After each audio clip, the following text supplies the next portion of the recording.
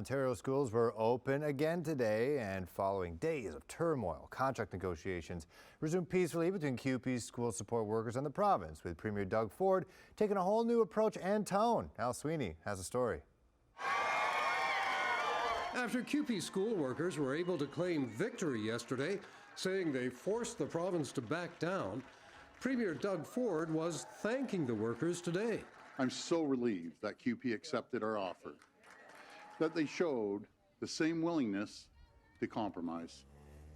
Because today, kids are back in class, exactly where they belong. I'm much happier. I hated online school. I'm happy to be back. Students and parents are relieved that schools were open. I'm thrilled the kids are back in school, but more importantly, I'm very thrilled that the government relented and that the CUPE workers are able to go back to the bargaining table.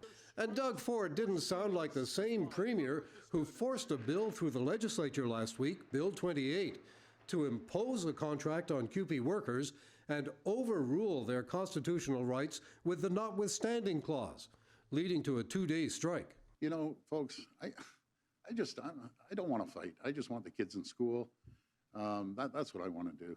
You know, I'm past the stage of fighting, and it's not worth it. We saw today a very subdued Doug Ford. He was conciliatory and even contrite. I mean, he thanked the union. He thanked CUPE. He was so glad to have the kids back in class. So clearly the use of the notwithstanding class backfired on this government, and he quickly pivoted. With schools open again, the premier said the government was back at the negotiating table with an improved offer, although he wouldn't give details. We are going back to the table with open minds, open hearts. In a written statement today, CUPE said, "We made Doug Ford's Conservatives back down." And a good deal for the union starts with a Conservative government following through on their promise, recalling the legislature and repealing Bill 28. Ford said that's what he's going to do. To keep our end of the bargain, on Monday, we'll be introducing legislation to repeal Bill 28 in its entirety.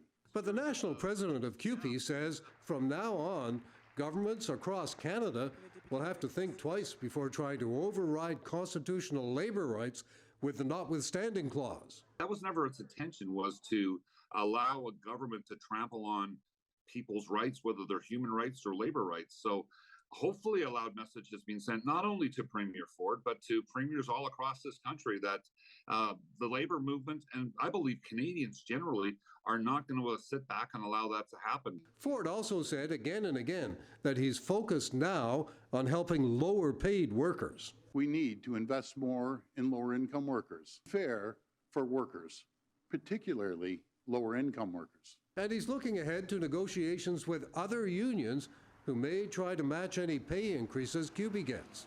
Our agreement with CUPE, it will have massive impacts on broader public service salaries, especially as we continue negotiating with teachers.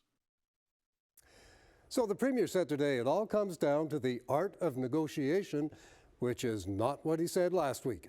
There's also a question of timing. Ford says he'll bring in the legislation Monday to repeal Bill 28. The unions and the opposition in the legislature say he called special meetings of the legislature last week to pass the bill. He should be calling special meetings this week to repeal it.